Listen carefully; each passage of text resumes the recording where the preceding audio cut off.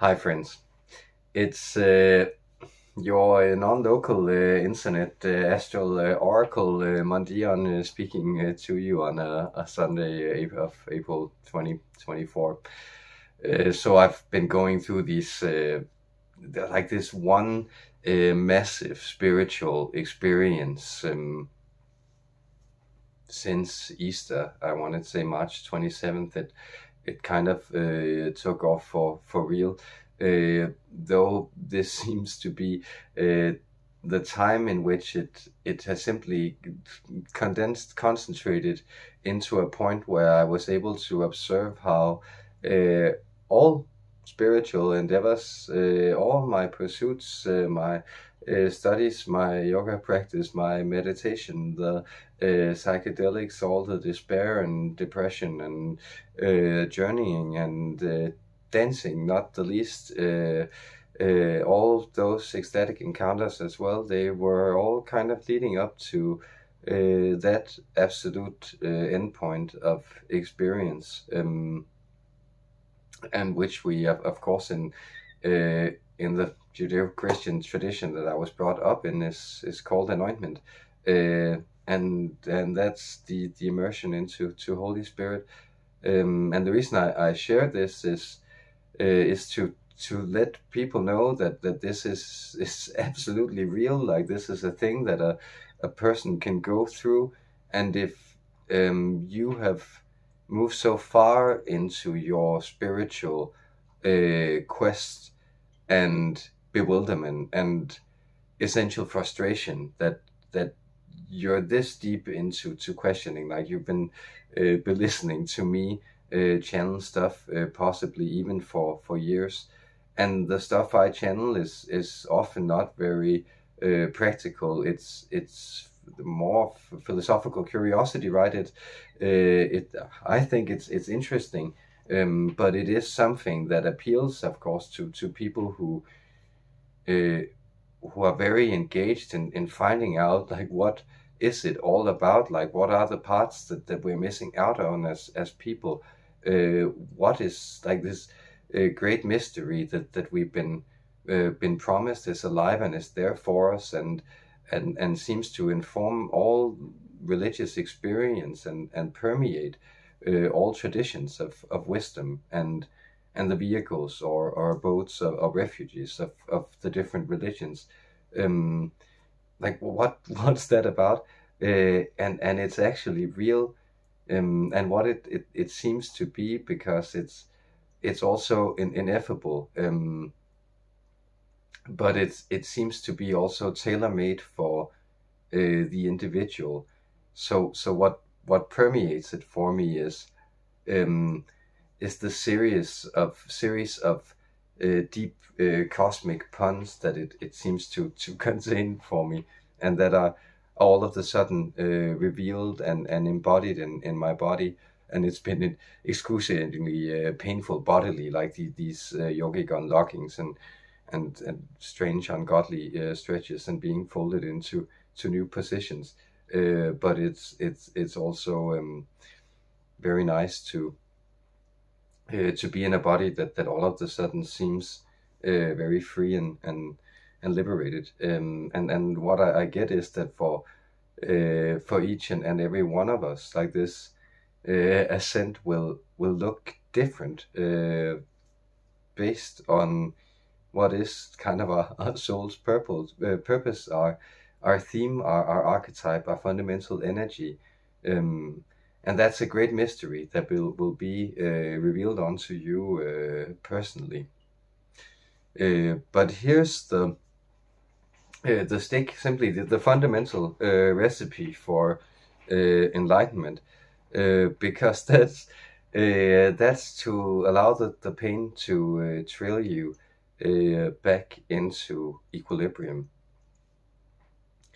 And it's because the pain it never goes away, but it's been moving and shifting around my body and turning from this strange, discomfortable presence into things that were more and more located into certain specific pressure points around locks in my body, and then having unwound them and being led around in these excruciating twists and turns, and then folded up into to the lotus position in some kind of strange divine cosmic wind that moves through the body. There I sit, realizing that now the pain is in my right hand, and I'm a lefty, unlike most people. But of course, the right hand is the hand of action. It's the one. It's the hand that slew my brother Abel. Right, like it's the hand that brought me to fall. And that's where the pain has been pulling me. It's out into this action, and at that point you realize that. Of course, the king of the gods only has one eye. He gave up one to understand how it was all connected. And of course, the old depictions, the one I have of Christ from the Saint Catherine convent in the Sinai, it's one of the very oldest ones of him. He has this kind of dead or paralyzed, pained eye in one of his eyes. And I think that's the duality, that the pain is always there as a part of incarnation, because that is the play of those two the two forces, and that's also like the play of our preference that we have a hard time acknowledging as people, that pain is a fundamental part of our experience, and we're always playing hot potato with it. So getting into the fundamental problem, the original sin, the thing that cast us out of paradise as people, was pain avoidance. And that's why the fundamental sin of humanity, the atrocious thing that we do unto each other, is slavery. And slavery is the attitude that my comfort is worth your suffering.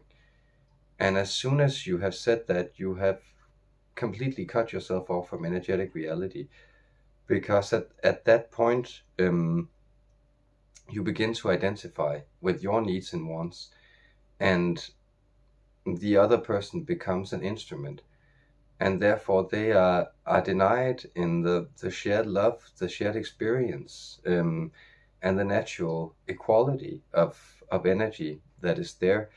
And there we begin this long fall into history, where we treat each other atrociously, because you need to carry my pain for me, is the attitude, right? If I can get away from it, and of course in the modern world it manifests in some of the ways that we consume, right? If I can just feel a little good tonight, I won't care that I'll feel like shit tomorrow. And that can be watching bad television or eating junk, or take your pick, right? But that idea that there's a later self that will be enslaved to my comfort right now, or it can be another human being, and that take the form of literal slavery in whatever form, prostitution, economic exploitation, you name it. But it can of course also take the form of just knowing that of the future, right? That, like, knowing that the generations in the future will have to pay for the comfort that I'm energetically enjoying right now. So people feel, of course, like, because we are connected to the wider energetic whole, but we deny it, because that is also then something that will have to cost us something. And that's the mystery of the martyrs, and of course the Lord of the martyrs, Lord of the saints, that guy Jesus H. Christ, that's the tradition I grew up in, he's of course the one that loves the world so much that he suffers from it. And the martyrs are the ones that say, I will in this moment bear the suffering that's assigned to me, fully, courageously, without turning away from it. And that's the perfect, that's the recipe for enlightenment. Because at that point, you're coming into presence, as the man says, but at that point, you're saying that no, there will be no other moment that will bear the brunt of my escape now. I will be with it fully and wholly. Um, and that's painful, but that's also restorative, because that is the healing of the whole. That is the integration of pain, and that's coming into the divine love, the acceptance of all things which lie behind that. So I think that I think might be helpful for many of you I know who have also been going through a lot of these very excruciating physical, emotional, practical, financial turmoils, things that are just, when will this trouble stop trying me and putting all my fears into forefront. And the reason that they're there is that once this experience is getting near, and it really is getting near, it also matched up with the eclipse for me, so I'm sure we're right on track. But once this experience gets near, you will experience greater and greater contrast, the glimpses of terror and beauty that walk in that circle around, as she said, one of my favorite poets. It begins to rotate so rapidly that they become interconnected and intermarried, and then the unity, that whole rebirth can move through you. So I I hope you survived the cyclone, and thank you for having been such beacons of light on my journey, and being your shining light out there in the world as it illuminates. Tons of love to you guys.